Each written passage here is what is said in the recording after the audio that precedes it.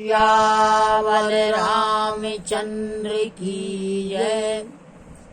राम कथा के रस के तुम भक्त रासुमति धीर। आई सुवासन करिए प्रभु तेज पुंज कपिवीर। लखन सिया रामचंद्र की जय। तो अभी तक जो कथा थी उस प्रसंग में था कि परशुराम जी ने भगवान राम से कहा कि तुम अपराधी हो, तुमने शिव जी का धनुष तोड़ दिया है। भगवान राम ने कहा कि इसमें मेरा कोई दोष नहीं है। धनुष पुराना था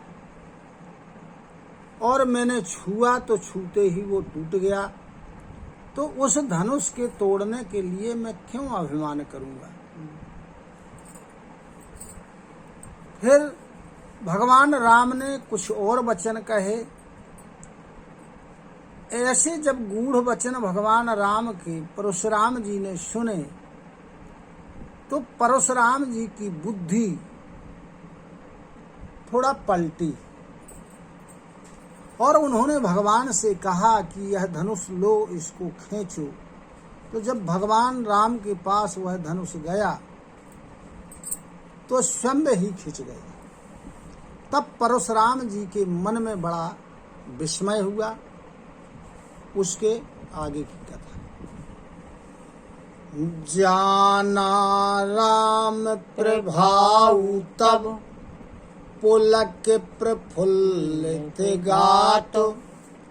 जोरी पानी बोले वचन हृदय न प्रेम अमातु। लखन सिया रामचंद्र की जय। जब धनुष अपने आप चला गया, खिंच गया, तब परशुराम जी ने भगवान राम के प्रभाव को समझा और जब समझ गए तब उनका शरीर पुलकायमान हो गया और परशुराम जी हाथ जोड़ करके और बड़े विनीत भाव से भगवान राम से कहते हैं, प्रेम उनके हृदय में समा नहीं रहा है। जय रघुवंश बनज बन भानु। गहनो धनुज कुल दहन कृशानु। जय सुर विप्र धेनु हितकारी। जय मद मोह को है ब्रह्महारी। कहने लगे कि हे रघुकुल रूपी कमल के लिए सूर्य के समान, राक्षसों के कुल रूपी जो घना जंगल है उस जंगल को जलाने वाले अग्नि के समान, देवता ब्राह्मण और गौओं का हित करने वाले, जो मद मोह है, क्रोध है, भ्रम है, उसको हरण करने वाले ऐसे प्रभु आपकी जय हो। विनयशील करुणा गुण सागर। जयति वचनो रचनाय दिनागर। सेवको सुखद सुभग सवंगा। जय शरीर छवि कोटि अनंगा। कहने लगे कि आप विनयशील हैं, करुणा के आप समुद्र हैं और वचनों की रचना करने में बड़े प्रवीण हैं, यानी चतुर हैं। अपने सेवकों को सुख देने वाले हैं। आपके सभी अंग बड़े सुंदर हैं और आपके शरीर में करोड़ों कामदेवों की छवि लज्जित होती। आपकी जय हो। करऊं काहे मुख एक प्रशंसा, जय महेश मन मानस हंसा।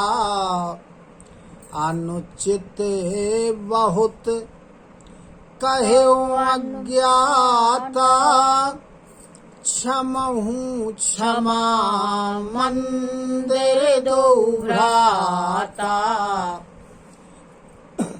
कहने लगे कि मेरा एक मुख है, अतः एक मुख से आपकी किस प्रकार से प्रशंसा करूं। आप भगवान शिव के मन रूपी मान सरोवर में हंस के समान विराजमान हैं। अज्ञान के कारण मैंने आपको बहुत सी बातें अनुचित की हैं, इसलिए आप दोनों भाई उसको क्षमा करें, क्योंकि आप क्षमा के मंदिर हैं। कही जय जय जय रघुकुल के तू, भृगुपति गए बनहि तब हेतु। अप भय कुटिल महिष डराने, जहाँ तहाँ कायर गवहीं पयाने। अब भगवान रामचंद्र जी की जय जयकार करते हुए और परशुराम जी जंगल के लिए तप करने के लिए चले गए। अब जो कुटिल राजा थे, कपटी राजा थे, दुष्ट राजा थे, वो डर गए। वो इसलिए डर गए कि जब इनसे परशुराम जी भी हार गए तो फिर हमारी क्या गिनती है। तो जो कायर थे वे चुपके से यहाँ वहाँ चले गए, भाग गए। देवन दीन्ही धुंधुभि, प्रभु पर बरसहि फूल। हरे से पुर नर नारी सब, मिट्टी मोह मय शूल। लखन सिया रामचंद्र की जय। अब देवताओं ने क्या किया कि आकाश से बाजे बजाने लगे। भगवान राम के ऊपर फूलों की वर्षा कर रहे हैं। यहाँ जो नगर के स्त्री पुरुष हैं वे सब बड़े प्रसन्न हुए, और जो उनका अज्ञान जनित मोह था, भ्रम था, वो सब नष्ट हो गया। अति गहे गहे बाजने वाजे, सबहि मनोहर मंगल साजे।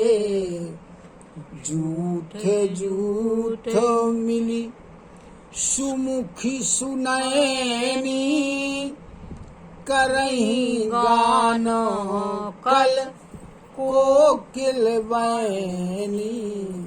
अब क्या हुआ, वहां पर बाजे बजने लगे, और जो सभी लोग थे वहां उन्होंने मंगल साज सजाए। अब समूह के समूह यानी टुकड़ों टुकड़ों में, झुंड के झुंड में स्त्रियां, कैसी स्त्रियां हैं, सुमुखी यानी सुंदर मुख वाली, सुनैनी सुंदर आंखों वाली, और कोकिल के समान यानी कोयल के समान वाणी में मंगल गीत गाने लगे। सुखू विदेह कर वरनी न जाई, जन्म दरिद्र मनहु निधि पाई। विगतो त्रास भई सिय सुखाई, जनु विधुदय चकोर कुमारी। अब जो राजा जनक जी का सुख है, कहते हैं उसका वर्णन नहीं किया जा सकता। ऐसा लगता है मानो कोई जन्म का दरिद्री व्यक्ति हो और उसको महान निधि यानी खजाना प्राप्त हो जाए। इधर सीता जी का जो भय था वह दूर हो गया, वे बड़ी प्रसन्न हो गई। उस प्रकार प्रसन्न हुई जिस प्रकार चंद्रमा जब उदित हो जाता है तो चंद्रमा के उदित हो जाने से चकोर यानी चकोर का बच्चा सुखी हो जाता है। जनक को कीन्ह कोश कहीं प्रणामा, प्रभु प्रसादो धनि भंजो रामा।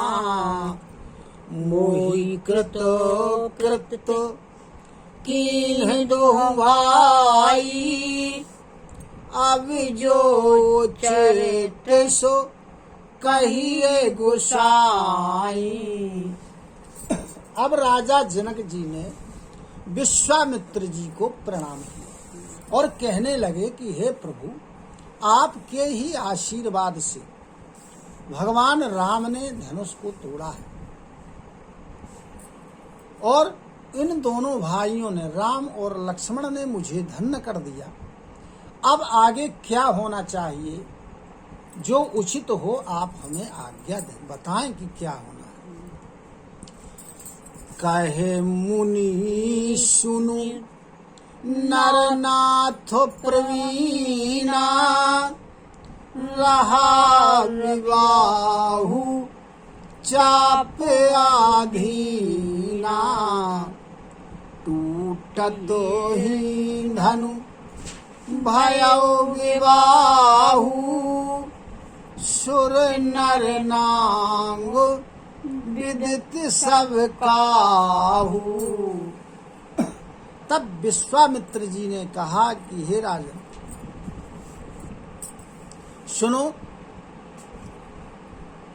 जो विवाह था वो तो धनुष के ऊपर निर्भर था। जो धनुष को तोड़ देगा उसके साथ विवाह हो जाएगा। इसलिए धनुष जैसे ही टूटा तो विवाह हो गया। देवताओं को, मनुष्यों को, नागों को, सभी को, सारे विश्व को यह मालूम है। तदपि जाई तुम करहु अब, जथा वंश व्यवहारु। बूझि विप्र कुल वृद्ध गुरु, वेद विदित आचारु। लखन सिया रामचंद्र की जय। फिर भी विश्वामित्र जी कहते हैं कि अब तुम जाकर के जो तुम्हारे वंश परिवार की परंपरा हो उसके अनुसार, और ब्राह्मणों से पूछ के, अपने कुल के वृद्ध लोगों से पूछ करके, और गुरु से सलाह लेकर, लेकिन करना कैसा है, जो वेदों के अनुसार हो वैसा व्यवहार करिए। दूते अवधपुर पठवहु जाई, आनहि नृप 10 रथहि बोलाई। मुदित राउ कही भले ही कृपाला, पठिए दूत बोलिते ही काला। कहने लगे कि अब आप ऐसा करिए कि अयोध्यापुरी के लिए दूतों को भेजिए, जाकर के दूत दशरथ जी को ले आएंगे। तब राजा जनक जी ने प्रसन्न मन से कहा कि हे प्रभु, ऐसा ही होगा, और जा करके उसी समय उन्होंने दूतों को अयोध्यापुरी के लिए भेज दिया। बहुरी महाजन सकल बुलाए, आई सबही सादर सिर नाए। हाट बाट मंदिर सुरवासा नगरु समारहु चारहु पासा। फिर राजा जनक जी ने किसको? महाजनों को बुलवाया, यानी बानिया लोगों। सबने आकर के उन्हें सादर प्रणाम किया। उनसे कहा राजा जनक जी ने कि बाजार, गलियां, मंदिर, देवताओं के स्थान और सारे नगर को चारों तरफ से सजवा दो। हरसी चले निज निज गृह आए। पुनि परिचारक बोली पठाए। रचहु विचित्र बितान बनाई। सिर धरि बचानो चले सचुपाई। अब क्या हुआ कि जो महाजन लोग थे वो उनकी आज्ञा को शिरोधार करके अपने अपने घरों को चले गए। फिर उन्होंने क्या किया कि सेवकों को बुलवाया और सेवकों को आदेश दिया कि तुम लोग जाकर के एक बड़ा सुंदर क्या मंडप तैयार करो। जो मंडप कैसा हो? विचित्र हो, यानी अच्छा जैसा अभी तक बनाया ना गया हो। यह सुनकर सभी राजा जनक जी का आदेश समझ करके और सुख प्राप्त करके वहां से चले गए। पठे बोले गुनी तिन्ह नाना। जे बितानो विधि कुशल सुजाना। विधि ही वंदितिन कीन्ह आरंभा। बिरचे कनक कदली के खंभा।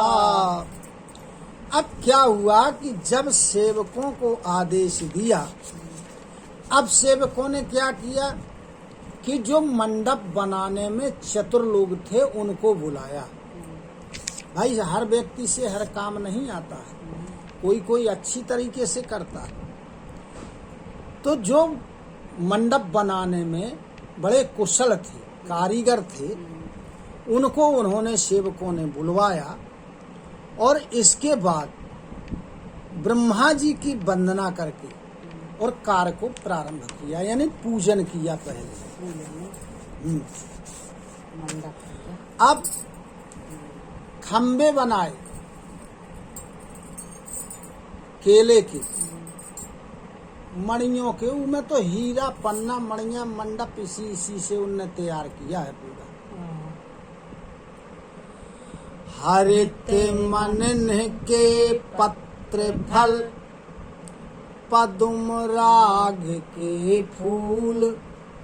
रचना देखी विचित्र अति मनु विरंच कर भूल। लखन सिया रामचंद्र की जय। अब उनने क्या किया कि जो उसके पत्ते बनाए केले के, वो काय के हरी मणियों के पत्ते बना दिए। और पद्मराग एक मणि होती है, पद्मराग, तो पद्मराग के वो लाल कलर के उसके फूल बना दिए। अब जब ब्रह्मा जी ने उस मंडप की रचना को देखा जो बड़ी विचित्र थी, तो ब्रह्मा जी का मन भी भूल गया। बोलो सियावर रामचंद्र की जय। कथा विसर्जन होते सुनहु वीर हनुमान। जो जन यहाँ से आए हो सो तह करो पयान। श्रोता सब आश्रम गए, शंभु गए कैलाश। रामायण मम हृदय में सदा करो तुम वास। लखन सिया रामचंद्र की जय, उमापति महादेव की जय। पवन सुत हनुमान की जय, गुरु गुरु गोविंद की जय हो। जय जय सीताराम, जय जय राधे श्याम। नमः पार्वती पते, हर हर हर महादेव। हरि शरणं हरि शरणं हरि शरणं हरि शरणं हरि शरणं हरि शरणं हरि शरणं हरि शरणं।